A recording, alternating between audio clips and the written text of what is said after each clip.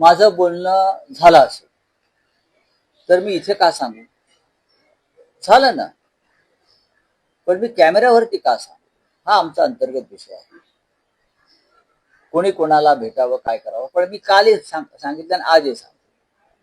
एकनाथ शिंदे हे त्या अर्थानं महाराष्ट्राच्या अस्मितेचे, स्वाभिमानाचे शत्रू आहे.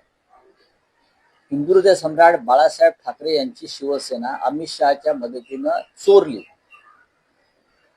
म्हणून ते महाराष्ट्राचे किंवा शिवसेनेचे प्रमुख होऊ शकत नाही. हा खटला कोर्टामध्ये आहे आणि तो आम्ही जिंकू. दुसरा असं आहे की एकनाथ शिंदे यांच्या बरोबरच आमचं भांडण आहे आणि राहील, हे मी वारंवार सांगितलेलं आहे. ते भांडण व्यक्तिगत नसून ते भांडण महाराष्ट्राच्या हिताचं, स्वाभिमानाचं आहे, नैतिकतेचं आहे.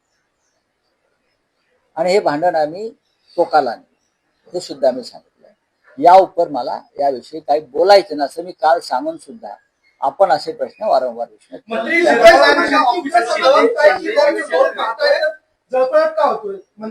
मैत्री अशी असावी की समोरच्याचा जळफळाट व्हावा, असं उदय सामंतांचं स्टेटमेंट आहे. कोण जळलं?